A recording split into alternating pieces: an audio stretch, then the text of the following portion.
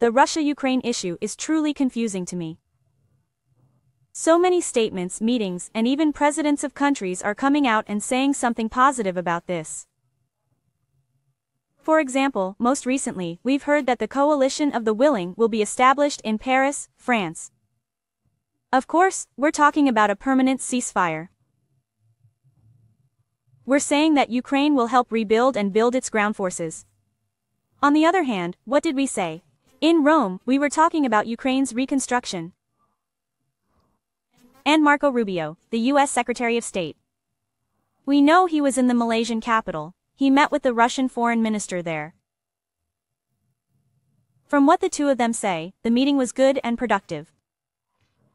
Rubio, for example, called this meeting sincere and important. It's as if this war will end, so this is a sincere and important meeting. I understand that progress has been made. I can at least speak for myself, but now we hear that Trump is angry with Putin and approves this aid. So, it's like, well, they're taking one step forward in the Russia-Ukraine war, but 2 steps back. That's the impression we have. Well, obviously no one has any intention of ending it. Trump is doing the same thing, and he's already leading the way. So what will happen? What will end? So will we never hear of this war ending? Well, Ms. Sumi, I don't think we'll hear of it ending in the short term. Well, because when we look at it, you put it very well. 1 step forward, 2 steps back. In fact, we're not even taking 2 steps back, we're taking 45 steps back. Because when Trump came to power, he told the government he would end this war in 24 hours, but 7 months have passed, and at the end of those 7 months, there's no concrete output. Well, at this point, something like this is emerging. You just mentioned it, European countries are taking some initiatives. There's a volunteer operations center to be established in Prague. Well, was it in Rome? Did I hear that right? There's something else to be established somewhere. So, the European side of this, Ms. Sumi, is pretty much, how should I put it? It's a distraction and self-deception. So, this issue will really be resolved between America and Russia. So, the Americans really need to impose this on the Russians at some point. I mean, Trump had already come with this promise. While I was saying I would end the war in 24 hours, Putin was threatening Russia with more aid if they didn't end the war, Trump, and at this point, so far, Trump hasn't really used this threat. You just mentioned, Trump brought up this aid issue again. Let me try to explain it technically a little bit. Here we go, this is what.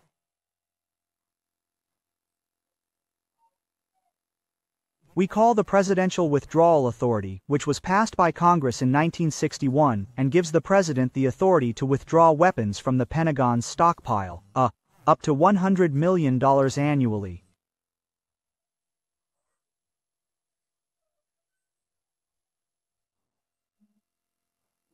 $100 million annually. Yes, normally, it was $100 million annually. So, for up to $100 million annually, you can withdraw weapons from the U.S. Armed Forces warehouses, without congressional investigation or congressional approval. Yes, because Congress already granted this authority to the President in 1961 and set a ceiling for it, $100 million. But at this point, until a few years ago, the Americans raised this ceiling. If I'm not mistaken, they raised it to around $5 billion. So, in this sense, Donald Trump's giving and providing this billion in aid is essentially something he's left to do. But at the end of the day, Trump wants to continue diplomatic efforts like, can I still make a deal with Putin? Can I still get Zelensky to the table? Quote. But there's something else there too.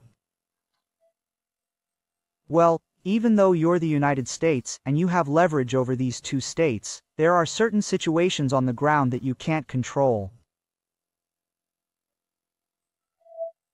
The most important of these is that the Americans are on the ground right now. Yes, they're providing aid to Ukraine, but similarly, the aid is hurting Russia, but not the aid that pushes Russia back. On the other hand, Russia is recovering somehow. Sometimes we see them conducting military operations. And the sentence below is from recent statements. Becky or Bay, perhaps you'd like to elaborate on this. Rubio said, Russia lost 100,000 soldiers. And just in this year. So how many did Ukraine lose? How many, sir? Oh. Are these official numbers for Ukraine? Could they be higher? No. Russia isn't disclosing anything. Ukraine isn't disclosing anything either. I mean, we know that Russia has lost over 100,000 and Ukraine over 150,000. Well, just think about it. It's easy to wish for something. 250,000 people have died in 3 years, of course. That's what will happen. Yes, and more will continue to die. So, at this point, stopping the bloodshed, especially in the Ukraine issue, is actually more beneficial for Ukraine. Russians are a nation that has already become socially and historically immune to this human loss. These guys lost millions in World War II. And at this point, there's also this. Russians are bringing in foreign soldiers. They're using professional soldiers, and they're also fielding soldiers from non-ethnic Russian nations, for example.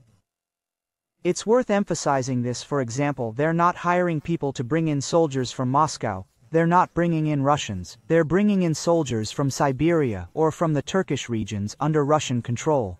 It's worth emphasizing this as well. In fact, there were various problems, social issues in Russia at the time. I mean, why were soldiers specifically recruited from certain regions, but not from those ethnic Russian regions of Russia, from Moscow, from the West, from Petersburg, etc.? But of course, Russians are trying to manage this somehow. But as I said, at this point, I don't think Trump can solve this issue much in the medium to short term. I mentioned the coalition of the willing a moment ago, sir. You know, under French guidance. What exactly will this do about Ukraine? It can't do anything, sir. Look, that's what you're saying. What did the subtitle say just now? Germany is ready to pay Ukraine for the sending of 2 Patriots, Norway is ready to pay for 1. So, on the one hand, there's the coalition of the willing, and on the other, it continues to send weapons, ammunition, and supplies. In other words, this is a tactic Europe is using and implementing in the perception of global public opinion. Sir, look, do you see, we want peace, etc., but Russia isn't. Let's figure this out. Let there be friendship, brotherhood, peace, and so on. On the other hand, they're sending the Leopard A2V8, the highest-end model of the Leopard tanks. Let me tell you, sir, here come the Petrolets, etc. It says, well, the regime has written it, but, well, will Ukraine get the Petrolets? There's already a petri dish in Ukraine right now. That's why Russia, has lost control of Ukraine's airspace. In other words, Ukraine, is no longer under Russian control in a large part of it, since its air defense systems are active. But note that the German Chancellor made this request to the US to help Ukraine in most of it. He even then made the following statement about himself. Well, he's calling on Trump not to abandon Europe and to stay with us and the Europeans. We're on the same side. We're looking for a stable political order in this world. Yes. Mertz says, on the one hand, this is a manifestation of Europe's dependence on the US against the US, that is, Russia. So, when we ask what the solution to this situation is, we need to consider what Russia wants. Professor, one last minute by the way, Russia's desire is actually to establish its geopolitical presence in Ukraine permanently, and why ensure this through agreements? Because when you look at the example of World War II, the main axis of advance for Russia is the line between Germany, Poland, and Ukraine. So, if Russia controls this area, it will gain a significant strategic advantage against a potential future attack. That's why the Russians are not giving up on this. So, to make an agreement with the Russians here, as far as I understand, Russia needs to reach an agreement that takes Russia's demands into account. This of course creates fear in Europe, because if the Russians stay here, there's no guarantee they'll keep them here tomorrow. Indeed, this distrust is now creating a paradox and preventing the emergence of policies, that is, a stable, peaceful policy. Indeed, it looks like this will continue. Well, as far as we understand, it looks like it will continue despite Donald Trump. Whether Donald Trump wants it or not, he will continue sending weapons, equipment, and supplies to Ukraine, especially classic artillery systems, medium-range tactical missiles, HMARS, and other air defense systems like Patriot. Thank you, Professor.